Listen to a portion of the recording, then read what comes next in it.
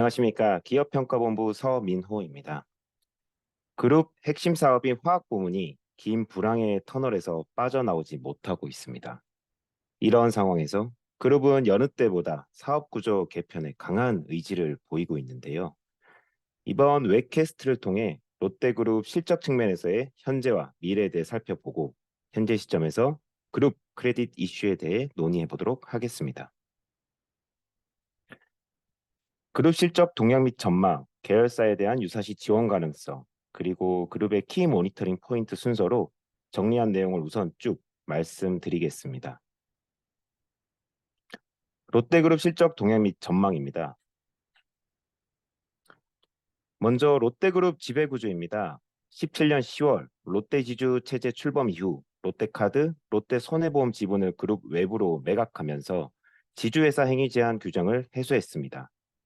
이후에는 롯데지주가 롯데케미칼, 롯데칠성음료 등의 지분을 추가로 확보하는 등 지주사 체제 공고화 작업을 진행하고 있습니다. 호텔 롯데 편입 등 지배구조 측면에서의 과제는 아직 남아있지만 그룹의 재반 여건 등을 고려하면 당장 추가적인 지배구조 재편에 나서지 않을 것으로 예상됩니다. 롯데그룹은 롯데케미칼로 대표되는 화학, 롯데쇼핑의 유통, 호텔 롯데의 관광 레저, 롯데웰푸드와 롯데칠성음료의 식음료 부문으로 사업이 구성되어 있습니다. 각 사업 부문별로 우수한 시장 지위를 확보하고 있으며 화학과 유통 부문이 그룹의 주력으로 23년 기준 양부분 합산 매출 비중은 70% 내외 수준을 달합니다. 그룹 실적을 살펴보면 아래 영업이익 그래프에서 확인할 수 있듯이 23년 그룹의 이익 창출력은 전년 대비 소폭 회복하였습니다. 다만 이를 추세적 반등 시그널로 보고 있지는 않습니다. 호텔 등 주요 부문 영업 실적 반등에도 불구하고 화학 부문의 업황 부진과 이에 따른 대규모 영업 적자가 구조적으로 그룹 수익성을 제약하고 있기 때문입니다. 향후에도 유통, 관광 레저 등의 부문에서 개선된 실적이 예상되긴 하나 석유화학 업황 전망은 여전히 어두운 상황이라 그룹 전반의 실적이 뚜렷한 반등, 개선을 기대하기는 쉽지 않다는 판단입니다. 그룹 합산 재무 부담도 22년 큰 폭으로 확대된 이후 최근까지 지속되는 양상입니다. 롯데건설에서 22년 매입한 PF 유동화 증권 대부분을 23년에 매각하면서 건설 부문 차입금은 감소하였습니다. 그러나 이를 제외하면 그룹 투자자금 소요는 영업 창출 현금을 상회한 수준이었고 그룹 전체 순차입금은 23년에도 늘어난 모습입니다. 그룹 전체 순차입금 규모는 23년 말 기준으로 38조 원으로 보고 있는데 이는 19년 말 대비 약 10조 원 증가한 수준이고 부채 비율, 순차입금 에비타 등등 주요 재무 안정성 지표도 이전 대비 상당폭 저하된 상황이 지속되고 있습니다. 롯데그룹의 금융 부분입니다. 19년 지주사 행위 제한 요건 해소를 위해 롯데카드, 롯데손해보험 지분을 외부로 매각하면서 그룹의 금융 사업 포트폴리오가 크게 위축되었습니다. 다만 롯데캐피탈, 롯데렌탈 등 잔존 금융 부문은 안정적인 사업 기반을 확보하고 있습니다. 다음은 그룹 계열사에 대한 유사시 지원 가능성 부분입니다. 대체적으로 롯데그룹 계열사의 장기 신용 등급에는 유사시 계열 지원 가능성에 따라 원로 취업이 반영되어 있습니다. 다만 그룹 내 주력사로서 지원 주체의 지위를 갖는 롯데케미칼, 롯데웰푸드, 롯데칠성음료, 롯데쇼핑, 호텔 롯데 등의 신용 등급에는 계열의 유사시 지원 가능성이 반영되어 있지 않습니다. 다음은 그룹의 키 모니터링 포인트에 대해 말씀드리겠습니다. 키 모니터링 포인트는 보시는 바와 같이 총 5개입니다. 롯데그룹 사업구조 효율화와 관련된 내용을 포함하고 있고 롯데케미칼, 롯데건설 등 그룹 내 개별 업체에 대한 이슈 포인트에 대해서도 정리하였습니다. 우선 첫 번째로 사업구조 개편과 관련된 그룹 전략 부분입니다. 올해 초 신동빈 회장은 공개적으로 부진한 사업은 과감히 정리하고 새로운 먹거리에 투자를 집중하겠다는 입장을 밝혔습니다. 사업 개편에 있어 그간 보수적인 시각을 갖고 있던 그룹의 기존 전략과는 사뭇 대조적인 모습입니다. 아무래도 실적이 부진한 화학 부문에서 사업 개편 논의가 활발합니다. 롯데케미칼 파키스탄 법인은 여전히 매각 타진 중에 있으며 말레이시아 타이탄 법인 등 국내외 기초 소재 관련 사업 재편에 대해서도 다양한 방안이 검토되고 있습니다. 유통 부문도 부진 사업 매각 추진 가능성이 있습니다. 언론 보도 등에 따르면 한샘, 미니스톱 등 계열 편입 이후 뚜렷한 성과를 내지 못하고 있는 법인들이 주로 매각 대상으로 거론되고 있습니다. 다만 아직까지는 그룹 전환 의지를 피력한 초기 단계로 구체적인 추진 성과는 지켜봐야 합니다. 전방 수요 부진과 불안정한 금융 여건 등이 사업 효율화 성과의 불확실성 요인으로 작용하고 있으며 그룹 사업 개편 행보가 실제 적극적으로 이어질지 여부에 대해서도 일각의 의구심이 있는 상황입니다. 당사는 그룹과 그룹 내 개별 법인 차원에서 사업 구조 효율화 진행 속도와 수준, 재무적 역량에 대해 모니터링할 계획입니다. 이어서 그룹 전략 중 신사업 투자와 관련된 부문입니다. 롯데는 사업 구조 개편, 재편의 일환으로 신사업 육성에도 무게를 두고 있는데요. 그룹은 헬스앤웰니스, 모빌리티 등 4대 성장 동력 테마를 설정하고 관련 투자를 이어나가고 있습니다.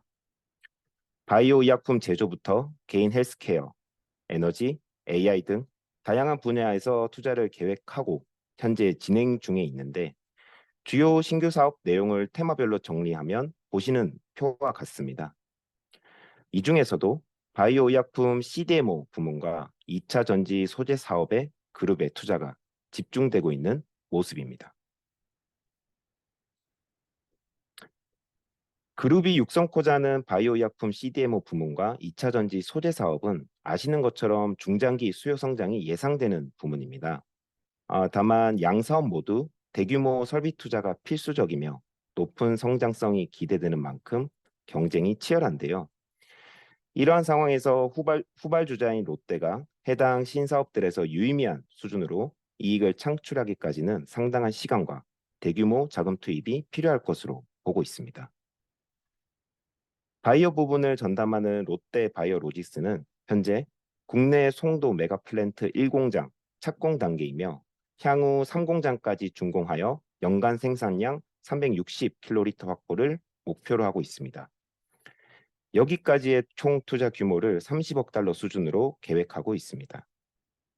설비 선투자와 고객 신뢰 확보가 필요하며 삼성바이오로직스와 같은 선도 업체들의 증설이 후발주자의 투자 성과 불확실성을 확대시키고 있습니다.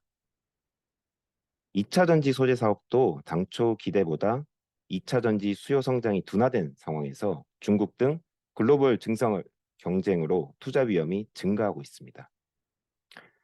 한편 롯데바이오로직스는 설립된 지 얼마 되지 않은 법인이다 보니 자체적으로 대규모 투자 자금을 조달하기는 어려울 것으로 예상되며 롯데 지주를 비롯한 계열사의 직간접적 재무 지원이 발생할 가능성이 높아 보입니다.